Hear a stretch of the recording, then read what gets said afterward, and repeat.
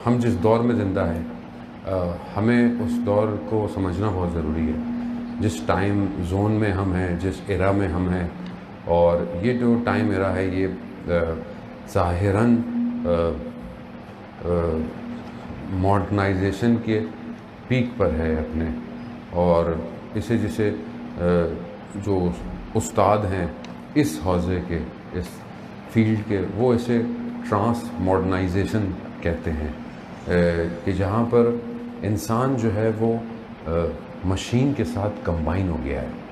यानी मैन और मशीन जो है वो कंबाइन हो गए, और जिसे हम साइबॉग भी कहते हैं कि मैन और मशीन। उसकी पहली मिसाल यही है कि जैसे हम लोग अपने स्मार्टफोन को यूज़ करते हैं, तो वो स्मार्टफोन बेसिकली एक मशीन है, एक फ़ोन नहीं है, वो एक मशीन है। वो मशीन आपके साथ अटैच है, और ये मशीन आपके ज़िंदगी के आधे से ज़्यादा काम करती है। आपके कॉन्टैक्ट सेव करती है, आपकी पता नहीं क्या क्या, पढ़ाई, एजुकेशन, अब तो ऑनलाइन एजुकेशन कर लें आप, ज़िंदगी के सारे मामला। आपको कहीं पहुंचना है तो गूगल मैप पहुंचाता है आपको, आपको याद ही नहीं रहते रास्ते, ठीक है। सिरी आपसे बातें करती है, और ओके गूगल आपसे सारी बातें करता है। आप कुछ कह भी रहे हो ऑटोमेटिकली ऑन हो जाता है, how can I help you. तो वो क्योंकि वो एक मशीन आपकी ज़िंदगी में जुड़ चुकी है, और ये मामला और एक्सटेंड होता जा रहा है। तो सब आपकी गाड़ियाँ हैं, आपके घर हैं, वो सब एक बटन से हर चीज़ ऑन होती है, हर चीज़ रोशन होती है। आप डिस्टेंस ख़त्म हो गए हैं, अब आप लॉन्ग डिस्टेंस से बहुत ईजीली कनेक्ट हैं। वर्क फ्रॉम होम ने साबित कर दिया आप दुनिया में कहीं भी आप काम कर सकते हैं। तो ये हम ऐसी सिचुएशन में आ गए हैं कि जहाँ पर मशीन जो है वो हमारी ज़िंदगी में बहुत ज़्यादा आ गई है, और उस हर एस्पेक्ट से आ गई है। एंटरटेनमेंट से आ गई है, गेम में आ गई है, ज़िंदगी में आ गई है, मज़हब में भी आ गई, रिलीजियस में। अभी आप ऑनलाइन लाइव मजलिस, ये सारी चीज़ें नहीं है तो अपलोड होती हैं सारी चीज़ें। यानी ज़िंदगी के हर हिस्से में ये मशीन घुस चुकी है। तो अब ये दौर ऐसा है कि यहाँ हमें अंडरस्टैंड करना पड़ेगा कि हमने इसके साथ किस तरह रहना है।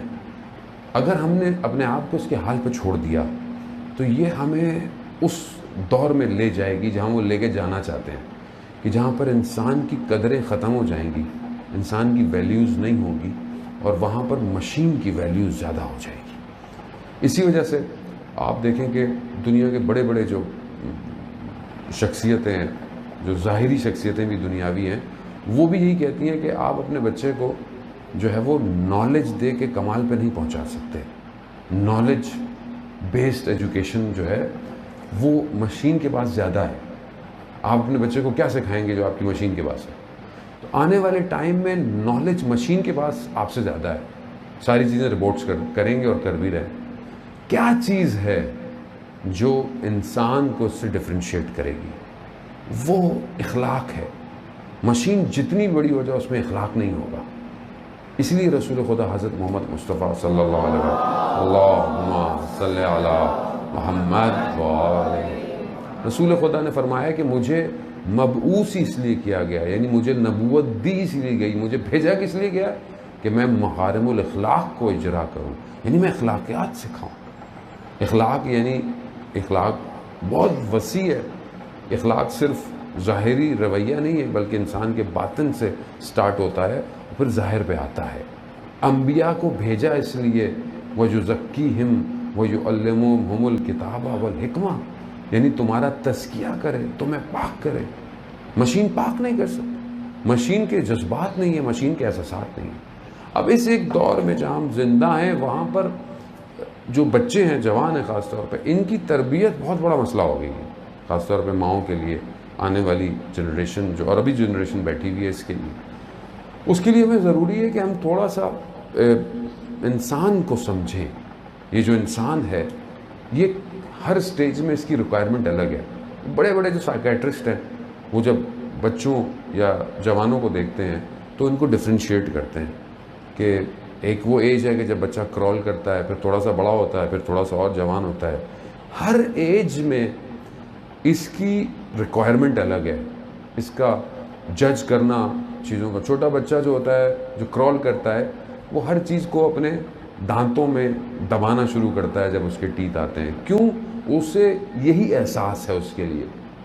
थोड़ा सा और बच्चा बड़ा होता है वो रंगों से करता है। इसलिए आप देखें जो बच्चों की जो मैनेजमेंट्स होती हैं या बच्चों को ब्रॉटअप का होता है, उसमें बच्चों को होता है कि इस एज में इनको आपने वर्ड सिखाने, इस एज में आपको रंग सिखाने, इस एज में ये बाकायदा सिस्टम डिज़ाइंड है।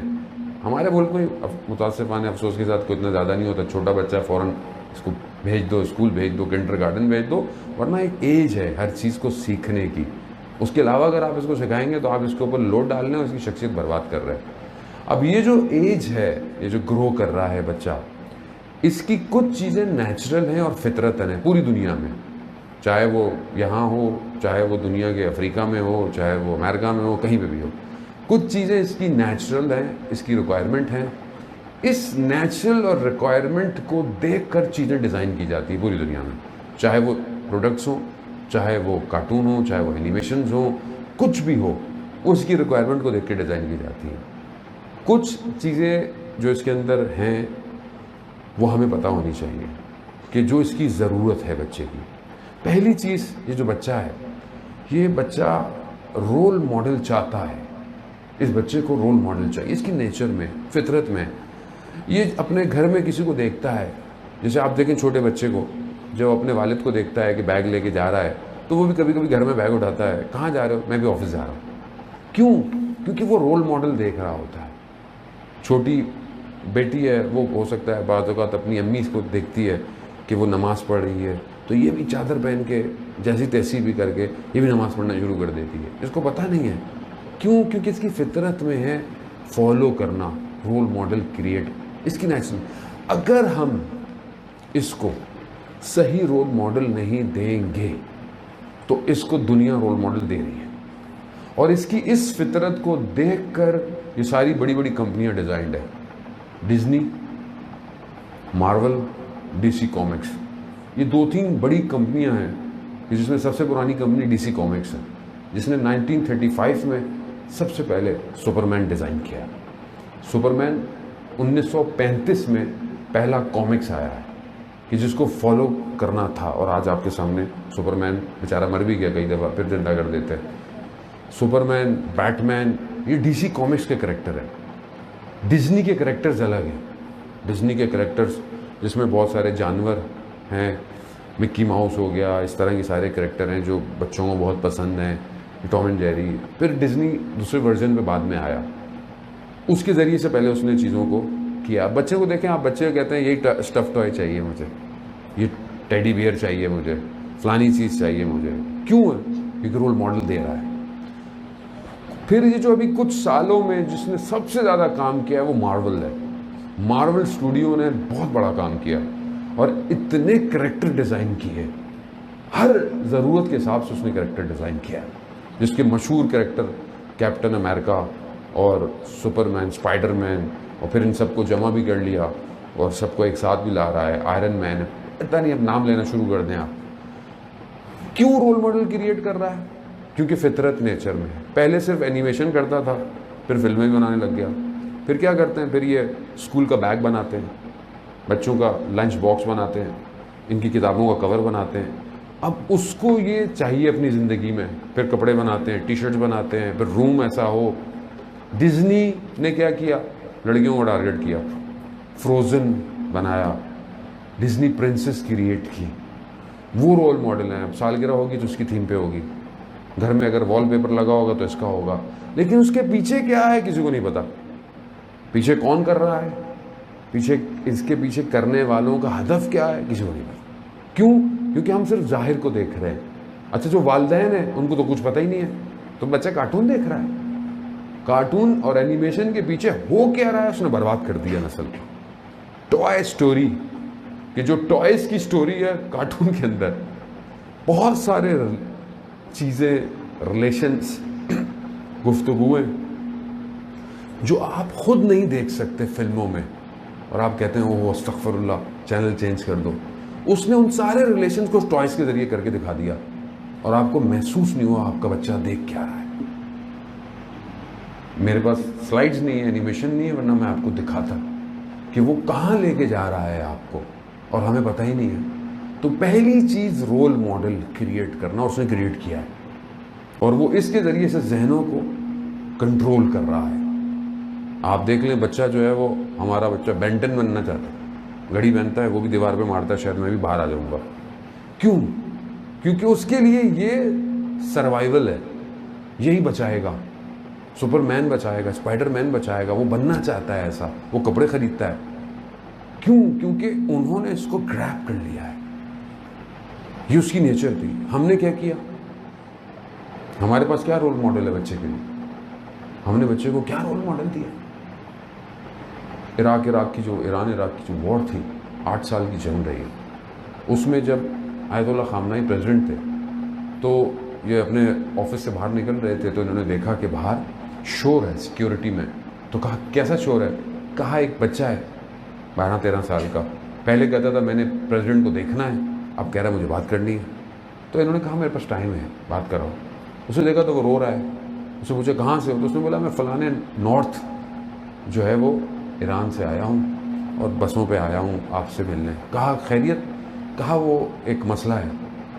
कहा हमारे यहाँ जो है वो मिंबर पे मसाइब पढ़े जाते हैं हज़रत कासिम के, और पूछा जाएगा हज़रत कासिम अलैहिस्सलाम से कि मौत आपके लिए क्या है?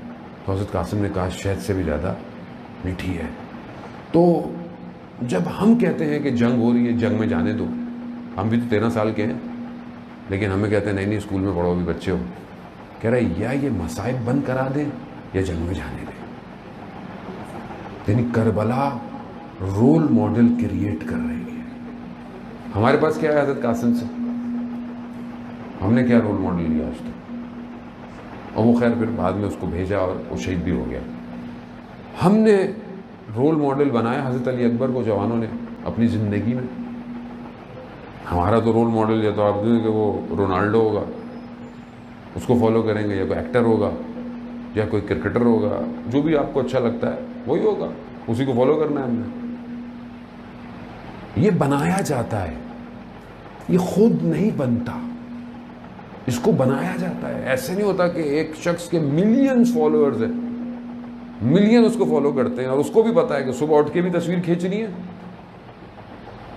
नाश्ते में भी तस्वीर खींचनी है, स्विमिंग में भी तस्वीर, हर जगह तस्वीर। क्यों? क्योंकि इनको कैप्चर रखो, सिस्टम डिजाइन है पूरा, ये भागे नहीं कहीं।